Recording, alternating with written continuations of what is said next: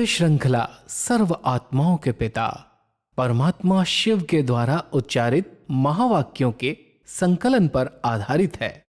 ओम शांति।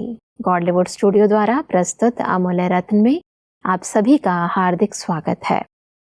दुनिया में इंसान अक्सर स्वयं को जानने के लिए, अपने स्वभाव, संस्कार व कमी कमजोरियों को समझने के लिए ज्योतिष शास्त्र, हस्तरेखा शास्त्र या फिर सामुद्रिक शास्त्र का सहारा लेता है।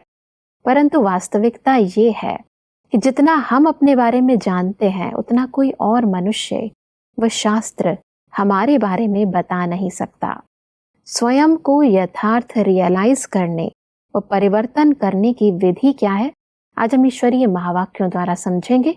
महावाक्यों के स्पष्टीकरण के लिए हमारे मध्य हैं प्रजापिता ब्रह्मा कुमारीज ईश्वरीय विश्वविद्यालय के वरिष्ठ राजयोगी शिक्षक आदरणीय राजू भाई साहब। सब आपका आज के एपिसोड में बहुत बहुत स्वागत है। जैसे पिछले एपिसोड में हम बात कर रहे थे 15 फरवरी 2007 के महावाक्यों पर, जिसका टॉपिक था अलबेलेपन, आलस्य और बहानेबाजी की नींद से जागना ही शिवरात्रि का सच्चा जागरण है। महावाक्यों में आगे बढ़ते हैं।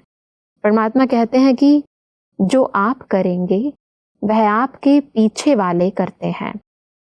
आप बहानेबाजी देते हो तो आपके भक्त भी बहुत बहानेबाजी करते हैं। अभी ब्राह्मण परिवार भी आपको देख उल्टी कॉपी करने में तो होशियार होते हैं ना। जैसा बहानेबाजी के इस विस्तृत स्वरूप को थोड़ा स्पष्ट करें। कोई भी आत्मा अगर इस समय परमात्मा के बच्चे बनने के बाद किसी भी विकार के अधीन है, कोई भी अपनी कमी कमजोरी को समाप्त करने में बहाना कर रहा है, तो परमात्मा कह रहे हैं ब्राह्मण आत्माएं भी उल्टी कॉपी करने में होशियार होती हैं। आपकी कमी कमजोरी को फट से वो कॉपी करके वही करने लगेंगे। कई नियम ऐसे हैं, जैसे आज भोजन का हमारा नियम है कि हमें शुद्ध सात्विक भोजन और पवित्र के हाथ का बना हुआ खाना है। कई बार हम लोग कहीं जाते हैं और कोई ऑफर करते हैं कि आप खाएंगे, तो क्या आप पर हमारे भोजन का प्रभाव पड़ जाएगा? हम जानते हैं भले एक दिन खाने से हमारे पर नहीं भी पड़े, लेकिन हमें फॉलो करने वाले, अगर हमने एक दिन कहीं भी कुछ ऐसा किया तो अनेक आत्माएं कहेंगी फलाने भाई भी खाते हैं, बड़े भाई भी खाते हैं, हमने खाया तो क्या हुआ। तो इस तरह से उल्टी कॉपी करने में ब्राह्मण भी बहुत होशियार होते हैं, फट से कॉपी कर लेंगे। बिल्कुल। इसलिए जो कर्म मैं करूँगा मुझे देख सब करेंगे, इसमें बहुत दृढ़ता से अपने आप को रखना चाहिए, मजबूत रखना चाहिए। और दूसरा बाबा कह रहे हैं कि अगर इस समय आप ब्राह्मण आत्माएं किसी भी प्रकार से अलबेले हैं, बहानेबाजी करते हैं, तो भक्ति मार्ग जब शुरू होगा तो भक्त लोग जो आपके मंदिरों में पूजा करने के लिए आएंगे वो भी बहुत सारे बहाने करेंगे। आज इस कारण से मैंने पूजा नहीं की, आज इस कारण से मैं जाग नहीं सका। तो कई प्रकार की बहानेबाजी भक्त आत्माएं भी पूजा पाठ में भी करेंगी। परमात्मा कहते हैं तो अभी दृढ़ संकल्प करो, संस्कार का टक्कर हो, स्वभाव का मत भेद हो। तीसरी बात कमजोरी की होती है, कोई ने किसी के ऊपर झूठी बात कह दी तो कई बच्चे कहते हैं हमको ज्यादा क्रोध आता है झूठ पर, लेकिन सच्चे बाप से वेरीफाई कराया, सच्चा बाप आपके साथ है तो सारी झूठी दुनिया एक तरफ हो और एक बाप आपके साथ है, विजय आपकी निश्चित हुई पड़ी है। कोई आपको हिला नहीं सकता क्योंकि बाप आपके साथ है। कह रहे हैं झूठ है तो झूठ को झूठा ही कर दो ना, बढ़ाते क्यों हो। इसलिए परमात्मा ने तीनों बातों पर बहुत अटेंशन खिंचवाया कि कई ऐसे संस्कार हैं जिनकी आपस में टक्कर हो जाती है। जब हम 2-4 लोग साथ रहते हैं, जहाँ संगठन है वहाँ संस्कारों की टक्कर होती है। जो अलग अलग स्वभाव बने हैं उसके कारण मतभेद हो जाता है जी। और तीसरा है कहीं न कहीं कोई न कोई बात में कह देते हैं इसने मेरे को ऐसे क्यों कहा, इसने झूठ बोला, इसलिए मुझे गुस्सा आ गया। तो परमात्मा कहता है जब आप सच्चे हो, आप श्रीमत अनुसार श्रेष्ठ कर्म कर रहे हो, मर्यादा पर चल रहे हो, तो सत्य बाप आपके साथ है। अगर कोई ने झूठ बोला, आपके लिए झूठा कोई अनुमान से कलंक लगाया, तो आप उसमें तुरंत उत्तेजित नहीं हो जाओ, सिद्ध नहीं करो, क्रोध में नहीं आओ। आपके साथ सत्यता की शक्ति है, स्वयं परमात्मा आपके साथ है, श्रीमत प्रमाण आप चल रहे हो, तो झूठा हो ही जाएगा। आप उस झूठी बात सिद्ध करने के लिए गुस्सा क्यों कर रहे हो, क्रोध क्यों कर रहे हो, वो भी तो एक पाप हो जाएगा। इसलिए जो सच्चे हैं उस सत्य को कभी भी सिद्ध करने की आवश्यकता ही नहीं होती, उसको तो कोई छिपा ही नहीं सकता। कहते हैं सत्य एक ऐसा सूर्य है जिसको कोई भी बादल ढक नहीं सकते। जब आप सच्चे हैं, आप श्रीमत अनुसार चल रहे हैं, कोई ने आपको किसी कारण, ईर्ष्या के कारण, अनुमान के कारण, कोई भी बात के कारण कलंक लगाया, झूठ बोल दिया, वो झूठ अपने आप झूठ सिद्ध हो जाएगा। लेकिन उस समय आपको धैर्यता से सहन करके बाबा के साथ के आधार से इसको पार करो। परमात्मा इसीलिए कहते हैं कि तो बाप को बहानेबाजी अच्छी नहीं लगती, यह हुआ यह हुआ यह हुआ, यह का गीत अब समाप्त होना चाहिए। अच्छा हुआ, अच्छा होगा, अच्छा रहेंगे, अच्छा सबको बनाएंगे, अच्छा अच्छा अच्छा का गीत गाओ। ये एक हमारे पॉजिटिव थिंकिंग के लिए बहुत जरूरी है। जी। ऐसे हुआ इसलिए ऐसा हो गया, ये ऐसे करता, वो ऐसे करता। परमात्मा कहता है ये गीत नहीं गाओ। जो कुछ हो रहा है वो सब अच्छे से अच्छा है, ड्रामा कल्याणकारी है। इसलिए बार बार वही स्मृति में रहे, जो बातें सामने आ रही हैं, जो भी कुछ हो रहा है वो सब अच्छा है, अच्छा है, अच्छा ही होने वाला है। तो जब ये अच्छा अच्छा का गीत गाएंगे तो आपका जो संकल्प है वो व्यर्थ नहीं जाएगा, शक्तियाँ आपकी व्यर्थ नहीं जाएंगी। परमात्मा कहते हैं ये गीत गाते गाते आप आगे बढ़ जाएंगे। और अगर ये क्या कर रहा है, वो ऐसे कर रहा है, वो ऐसे कर रहा है, ये गीत गाएंगे तो आप जहाँ हैं वहीं ठहर जाएंगे, या आपकी गिरती कला हो जाएगी। बिल्कुल, इसीलिए परमात्मा आगे कहते हैं कि कभी भी कमजोरी आ जाए, आने नहीं देना, गेट बंद। गेट तो पता है ना, बंद करो, डबल बंद करो, डबल ताला लगाना। आजकल सिंगल ताला नहीं चलता।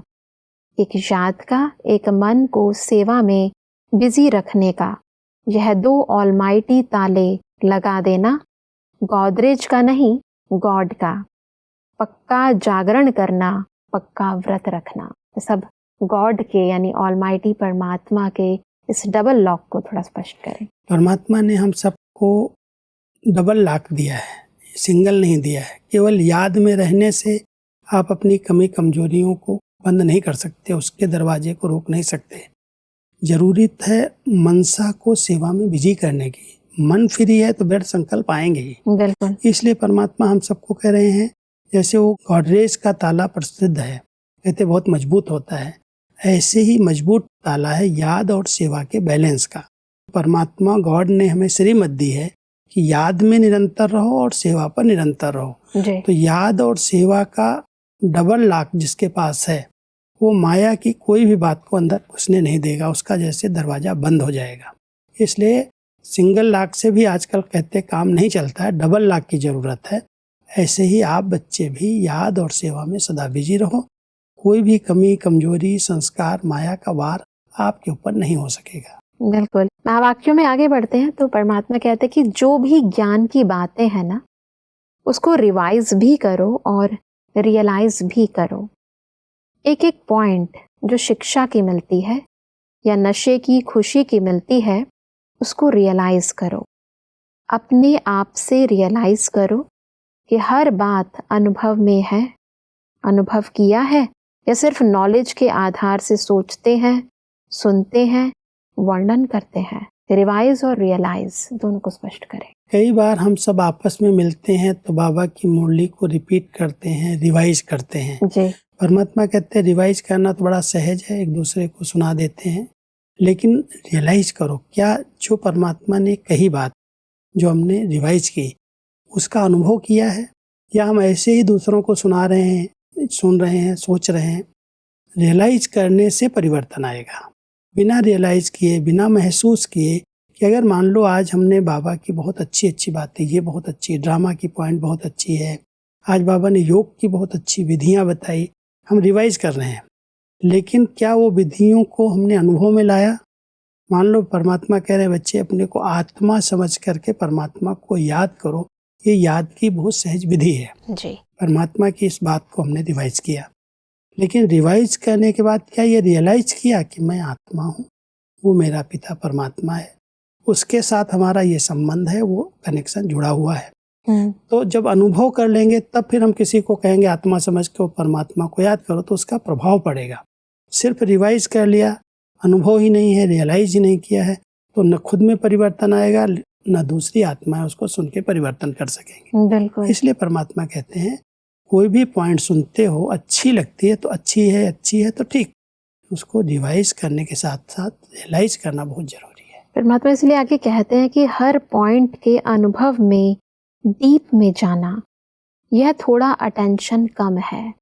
सुनने और सुनाने में अटेंशन अच्छा है, उसमें नंबर 1 है, लेकिन अनुभवी मूर्त बनना, चलते फिरते आत्मा का अनुभव होना, बाप के कंबाइंड रूप का अनुभव होना, अनुभव में कमी है, इसलिए रियलाइज करो तो रियल गोल्ड बन जाएंगे। रियल गोल्ड बनने की इस विधि को स्पष्ट करें। इसलिए परमात्मा हम सबको रियल गोल्ड बनाना चाहते हैं, और उसकी यही एक विधि है कि जो कुछ हम सुनते हैं या दूसरों को हम कहते हैं कि योग से विकर्म विनाश होते हैं, योग से परमात्म शक्तियों का अनुभव होता है, तो हम उन शक्तियों का अनुभव करें। अगर हमारे विकर्म विनाश हुए हैं, रियल में विनाश हुए हैं, तो क्या हमारे संस्कारों में परिवर्तन आया है? जी। हम आज 20 साल, 25 साल, 50 साल से योग कर रहे हैं, और वही क्रोध का संस्कार, वही वृत्ति दृष्टि की चंचलता का, वही आसक्तियाँ, वही अगर उसी प्रकार के स्वप्न, उसी प्रकार के संकल्प आ रहे हैं, और उसी में हमारा समय व्यर्थ जा रहा है, तो किस तरह से हम कहते हैं कि योग से हमारे विकर्म विनाश हो गए? अगर विकर्म विनाश हो गए हैं तो संस्कारों में परिवर्तन दिखाई देगा। बिल्कुल। हमारे में नम्रता, मधुरता, सरलता, दिव्यता अपने आप आ जाएगी। तो परमात्मा कहते बच्चे सुन लिया, रिवाइज कर दिया, यही आवश्यक नहीं है, इसको रियलाइज करो, और रियलाइज करके जो अनुभव नहीं किए हैं वो अनुभव करके फिर दूसरों को कहो। परमात्मा कहते हैं कि अटेंशन भी टीचर्स देती हैं। आपकी दादी यानी दादी जानकी जी बहुत अटेंशन देती है, इतना ही अटेंशन जितना यह आपके ऊपर देती हैं और उम्मीदें रखती हैं, उतना हर एक अपने ऊपर जो बाप की उम्मीदें हैं वह अटेंशन रखे तो नंबर 1 तो हुए ही पड़े हैं। सब नंबर 1 बनने की इस महत्वपूर्ण विधि को थोड़ा स्पष्टता से समझाएं। हमारी दादियाँ हमेशा ही इस बात का अटेंशन खुद भी रखती थी, और जो भी सामने संबंध संपर्क में आते थे उन पर भी अटेंशन देते थे कि तुमने आज अमृत वेला किया, तुमने आज मुरली सुनी, तुमने आज कोई को ज्ञान सुनाया। इस प्रकार का अटेंशन रख करके खुद भी रखती थी और दूसरों का भी अटेंशन खिंचवाती थी जी। तो परमात्मा कह रहे हैं जैसे इन आत्माओं ने, दादियों ने अपने पर अटेंशन रखा और दूसरों का अटेंशन खिंचवाया, ऐसे ही परमात्म महावाक्यों पर आप खुद पर्सनल अटेंशन दो, अपने आप से बातें करो, अपने आप को सुधारने का प्रयास करो, तो आप नंबर 1 बन जाएंगे। किसी के कहने से पुरुषार्थ किया या डायरेक्ट परमात्मा के महावाक्य जो चल रहे हैं उनको सुन करके आपने अपने जीवन में लाया, अनुभव में लाया, और उससे अगर आप पुरुषार्थ करके आगे बढ़े तो नंबर 1 आ जाएंगे। परमात्मा आगे कहते हैं कि अपनी कमी को रियलाइज करते भी हो, लेकिन परिवर्तन करने में कमी पड़ जाती है। उसमें परमात्मा ने देखा है एक दृढ़ता की कमी है और दूसरी मन को एकाग्र करने की विशेषता। जिस घड़ी चाहे उस घड़ी मन एकाग्र हो जाए, जहाँ चाहो वहाँ हो जाए, इसकी कमी है। तो दृढ़ता और एकाग्रता, इसके ऊपर अटेंशन दो। परिवर्तन करने की इन दोनों विधियों को थोड़ा स्पष्ट करें। परमात्मा हम सबको भिन्न भिन्न विधियां अपने आप को परिवर्तन करने की सुनाते हैं जी। कोई भी कमी, कोई भी कमजोरी अगर बहुत काल से चलती आ रही है तो उसको चेक करना चाहिए, कमी अभी समाप्त क्यों नहीं हुई। या तो हम उसको कमजोर संकल्प से चलेगी, अंत में पास हो जाएंगे, अभी समय पड़ा है, इस प्रकार की भाषा का प्रयोग करते हैं। इसलिए परमात्मा कहते हैं पहले संकल्प में दृढ़ता हो कि मुझे इसे समाप्त करना ही है, ये संस्कार को मुझे जीतना है, कुछ भी हो जाए, कुछ त्याग करना पड़े, कुछ सहन करना पड़े, दृढ़ता का संकल्प करो तो अपने आप वो कमी कमजोरी समाप्त हो जाएगी।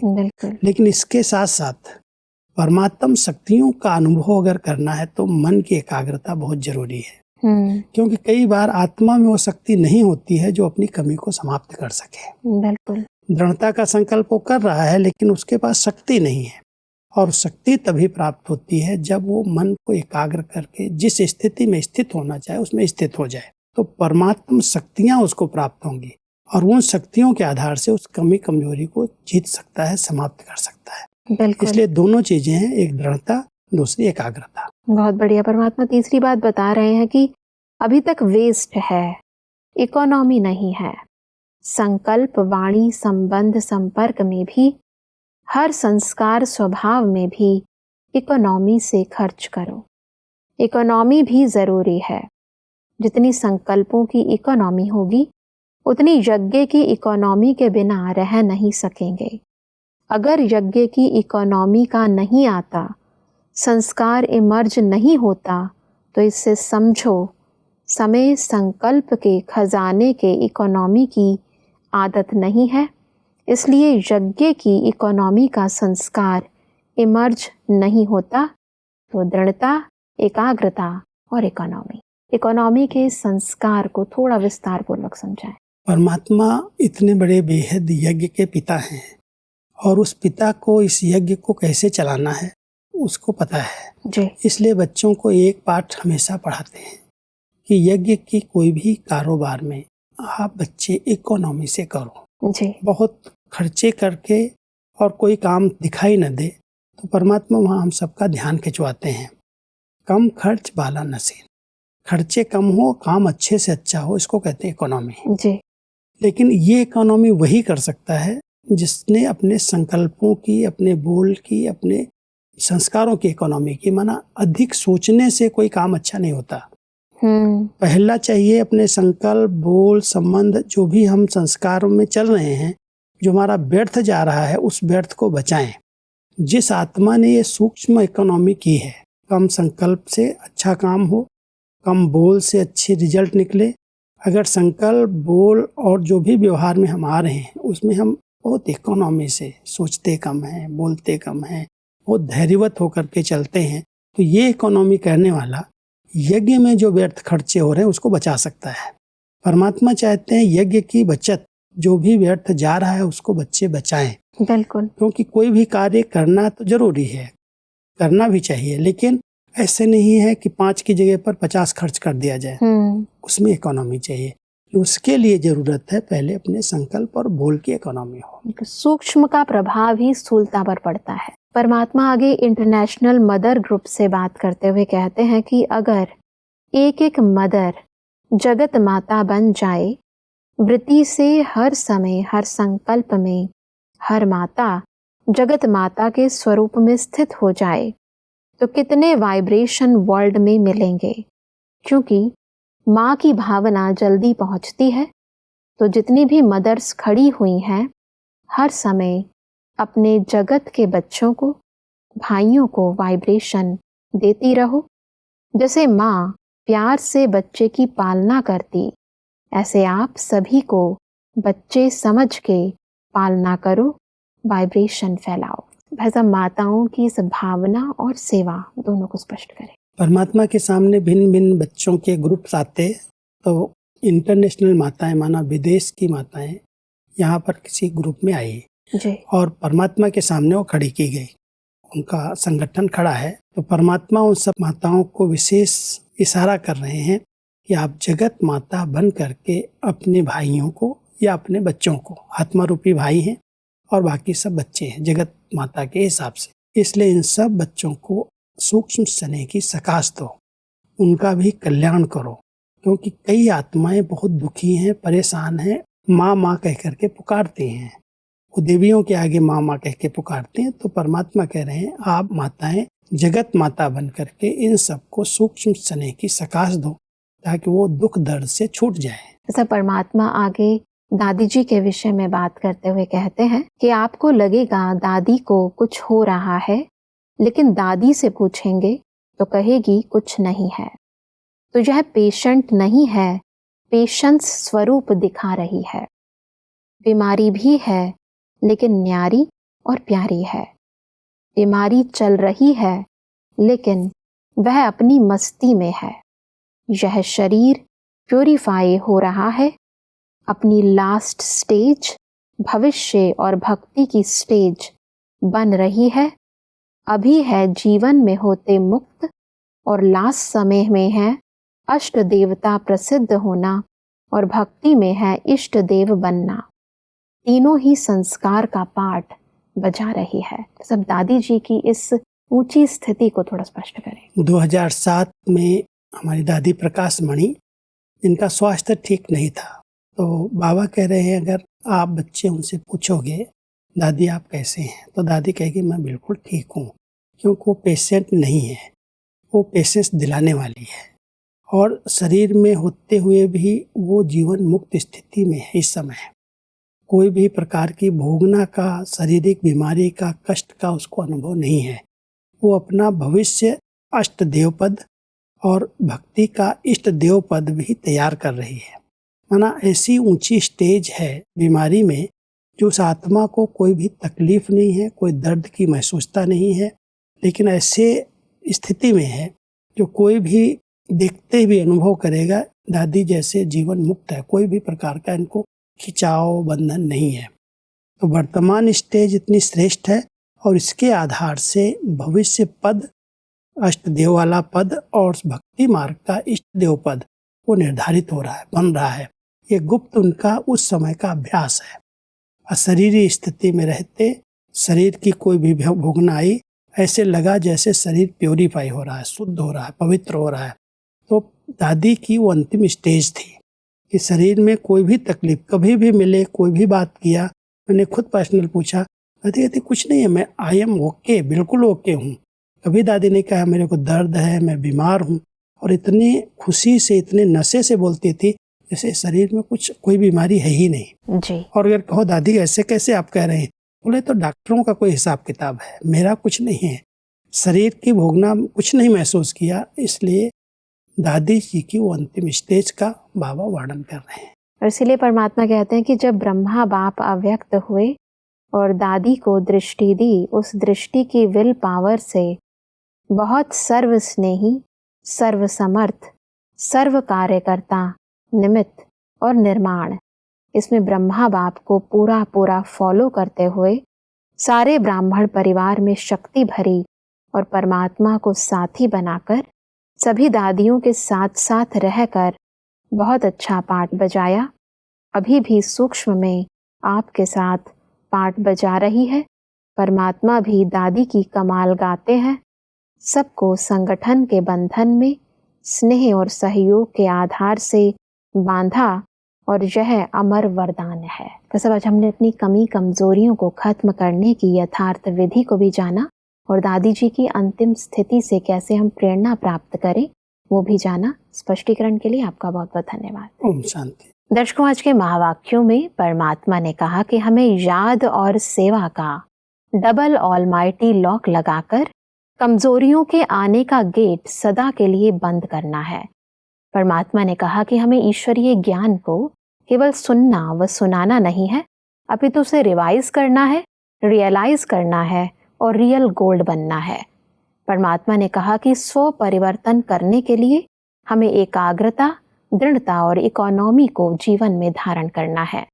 दर्शकों, आज के महावाक्यों से संबंधित यदि आपके मन में कोई भी प्रश्न है तो आप हमें ईमेल कर सकते हैं। हमारा ईमेल आईडी है amulyaratna@godlywoodstudio.org। अगले एपिसोड में एक और अव्यक्त वाणी के साथ आप सभी के समक्ष हम फिर हाजिर होंगे। तब तक के लिए लेते हैं इजाजत। ओम शांति। मुख्य सार: परिवर्तन करने में कमी का कारण और निवारण, दृढ़ता, एकाग्रता और इकोनॉमी। जितनी संकल्पों की इकोनॉमी होगी उतनी यज्ञ की इकोनॉमी के बिना रह नहीं सकेंगे। संकल्प और वाणी को संबंध, संपर्क व स्वभाव संस्कार में इकोनॉमी से खर्च करो।